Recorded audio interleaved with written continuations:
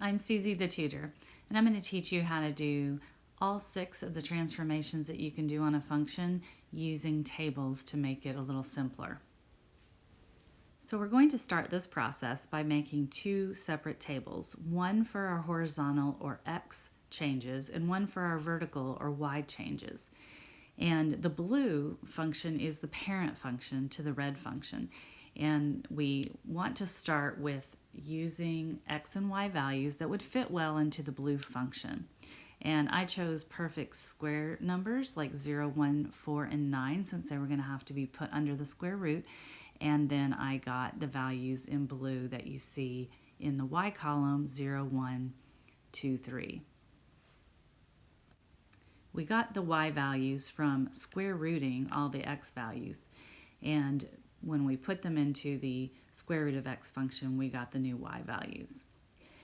So we have our horizontal changes and our vertical changes. The horizontal ones are all done to the X values. So we go to our red function and we look underneath the radical and we go inside the function and see that there's a negative there. The negative will be applied to all the X values and we will make them all the opposite. Then we go back underneath the function and we look at the 2.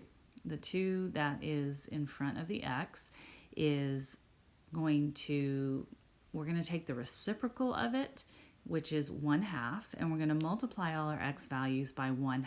You always take the reciprocal of that particular number and multiply it by the X values. Then we're going to go back inside the function.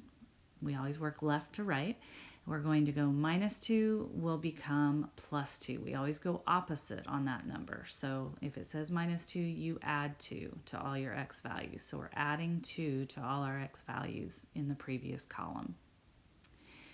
So now we move on to the Y value changes or the vertical changes. So we go on the outside of the function, work left to right, starting with the negative, make all our Y values opposite of what they were before.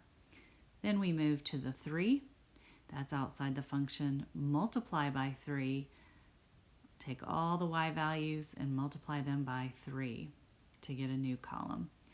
Then we go to our final one, which is -1, and we subtract 1 from all our previous Y values. And we get our new Y column in red. So we're going to use our red values in our X column and our red values in our Y column to start to graph. So then I'm going to take those 2 tables, do the parent function in blue, and get my X and Y values that were in blue, and I'm going to plot them on a graph, and you can see we have our parent function, the square root of X.